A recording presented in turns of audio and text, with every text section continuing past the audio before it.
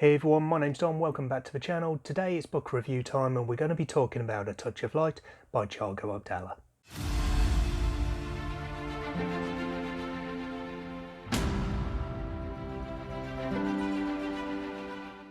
So first of all, I'm going to preface this one by just apologising. I'm recovering from illness at the moment, so if I sound a little bit off at any point or if I'm a little bit breathless, that's the reason why. A Touch of Light is the debut fantasy novel by Brazilian author Thiago Adballa. I've had several conversations with Thiago on Discord, on the Oasis and the Wizardly Duo Discord servers, and he's a really nice guy.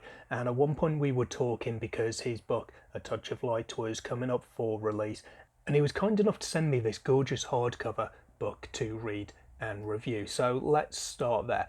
So I included this in my tier list video where I looked at the covers of upcoming fantasy books, and if I remember rightly I put this in the good solid cover tier because it's a good solid fantasy book cover. I think I might have said in the video that it's one of those that's kind of grown on me as I get more used to it. The more I see it, the more I like it, and it's also one of those that you can really see more the more that you look at it. I know that sounds a bit funny, but it is one of those where at first glance it just looks like it's a decent cover, maybe not a vast amount in it that stands out, but you really start to pick out the detail the closer you get in there with the sword and the tree, and you can see some of the lettering as well as the tree and the ground around the tree kind of really crumbling and turning to dust, and you've got the skeletons in there as well. So it's really intriguing as a cover, but at first glance it is quite subtle. It's just got that really nice vibrant kind of orangey red colouring to the tree there, and that really helps this cover stand out.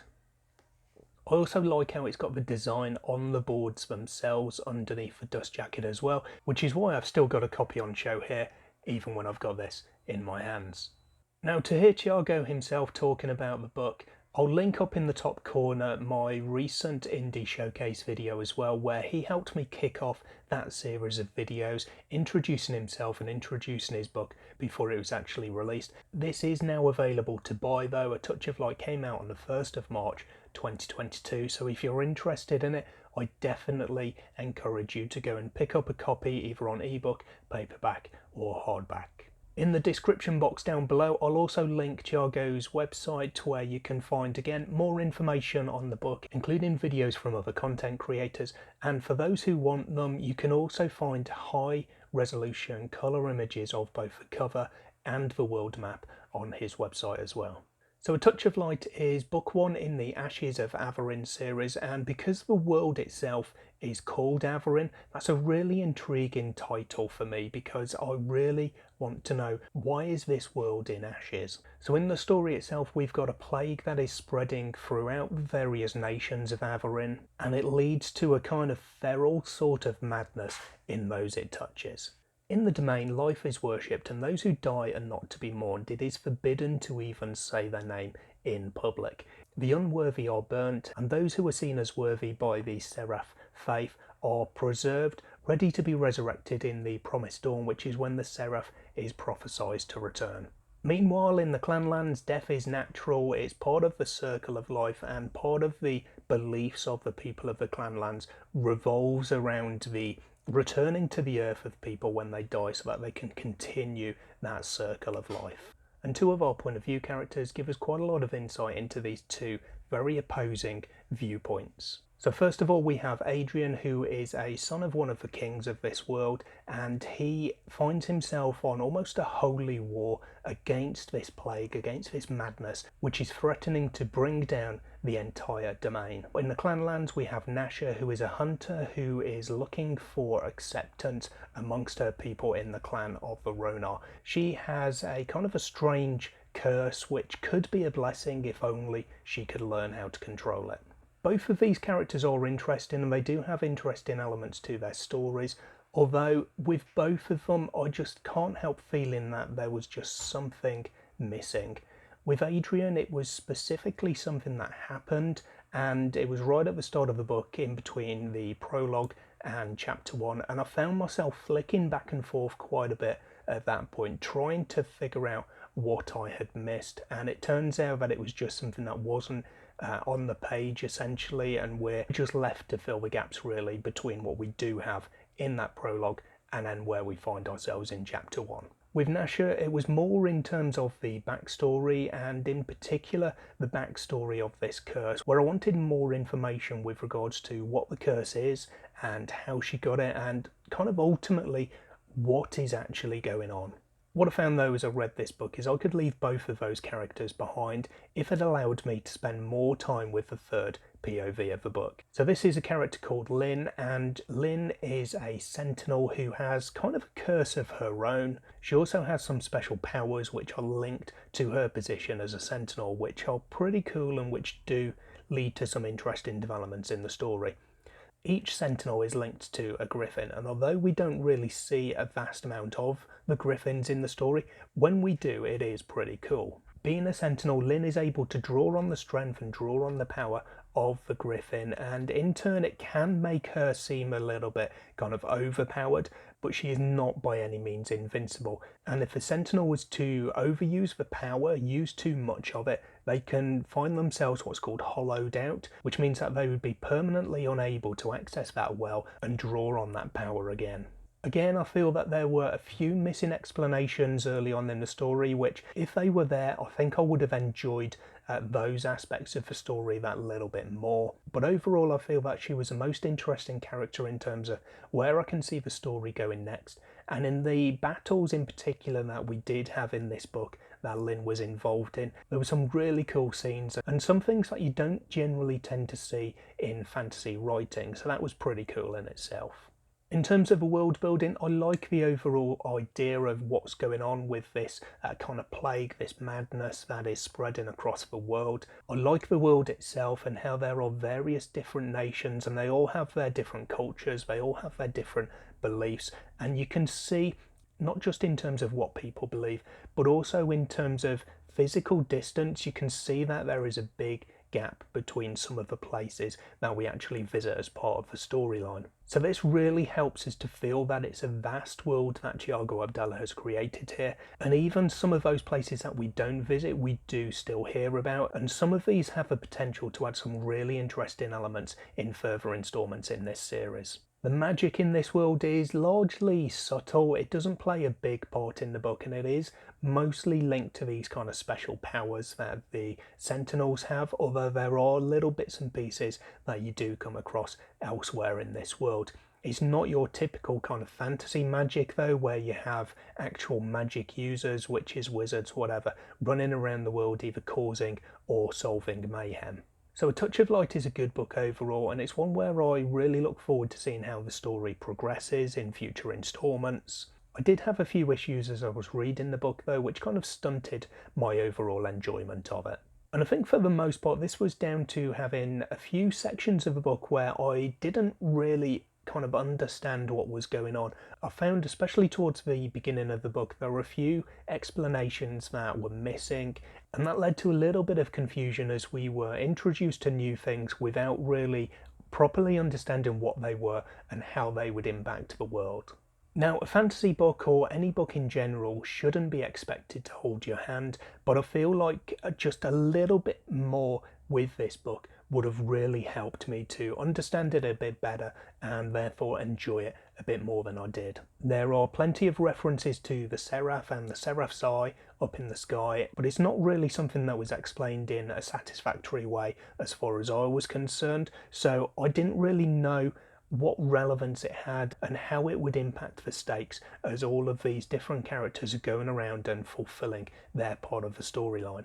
The same with Nasha's curse and to a lesser degree the Sentinels, where I feel at least we did get some explanation, although it was later on in the book when I would have preferred it to have been earlier on. But ultimately with both of those we're kind of left to piece it together for ourselves from little bits of information that we get dotted throughout the narrative. And overall I feel like each time I was doing that there was just one vital piece of a jigsaw that was missing. So all in all, that led to me giving A Touch of Light a 3.5 star rating.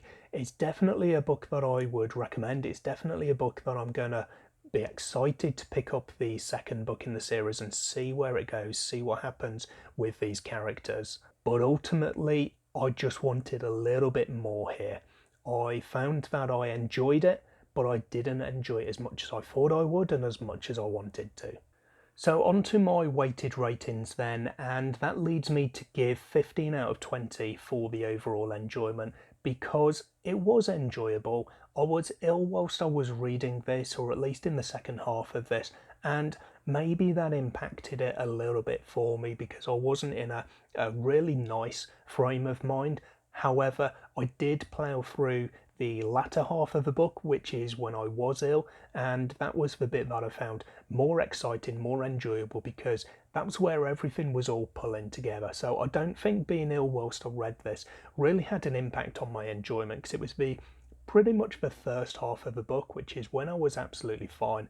That was the part of the book that I didn't enjoy quite as much. For the world building, I've given 16 out of 20 because, as I said, it was quite a nicely developed world. You can see the vastness of it with all of these different nations, and I like how we saw some of them, but there was nothing kind of forced. I didn't feel like we were visiting nations just to be introduced to them. Everywhere that we did visit was for a reason, and I like how that all pulled together in the story, and also how it leaves us little kind of snippets so we can see there's more to the world. And especially with some of the events that happen at the end of a story, I can see how that could lead to a really interesting continuation of the storyline in book 2. The characters I gave 16 out of 20 as well, because I liked them overall, but I didn't find that there was anything that really stood out and told me that this is a character that I'm going to continue kind of thinking about in later months after I've read this book. As I said, my favourite of the three main characters was Lynn. I really liked the concept of the Sentinels and what she was able to do, and some of the other Sentinels that we meet at various points in the book. That was really interesting to me. As I said when talking about Lynn, I do feel like I might have enjoyed it more if it was more focused on that, but that's not what the book's about. For the plot, I've given 15 out of 20. It was relatively basic, but you don't need a really complex plot if you're doing the little things right. And for the most part, as far as the story goes especially, the little things were done quite well here, so that was absolutely fine. The writing style I had no issues with. It was all nicely written, it was very nicely polished, and I've given this 7 out of 10. Pacing also was decent. I've given it 3 out of 5 because it was a little bit, not disjointed, but it was a little bit slower in various points and faster in other points. And while you do need that balance, I just found, for me and the way that I enjoy a book, the slower parts were just a little bit too slow. And then for the discretionary rating, I've given 3 out of 5 as well. There's a really nice physical book here. I do really like having it on the shelf, and with a naked hardback underneath the dust jacket as well. There's a nice map included, there's nice additional artwork included, and each of these symbols, which means something in the story as well, they're used as the chapter headers at the start of each chapter. And also, just as a nice point, the copy I got has been personalised and signed by the author as well, so it's really nice to have that, and everything adds up to give it a nice 3 out of 5 score. So overall, that gives A Touch of Light by Thiago Adballa 75% in my weighted ratings, which sits it at equal 45th in my all-time Hall of Fame, which, although it doesn't sound like that is a brilliant score or a brilliant position, there are quite a lot of books now in this Hall of Fame, so it is actually really difficult to get high up on the table. 75% though is a good solid score, and there's some really good books which have scored either around or below 75%, so it's not something to be sniffed at. And although they don't always marry up, I feel like 75% ties in quite nicely with the 3.5 stars that I gave the book as well.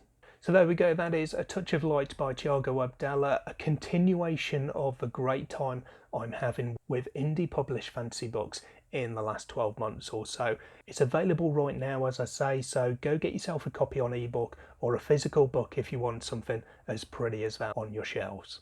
Let me know in the comments down below if you've read this or you're intending to read it. What did you think and what are you looking forward to with it?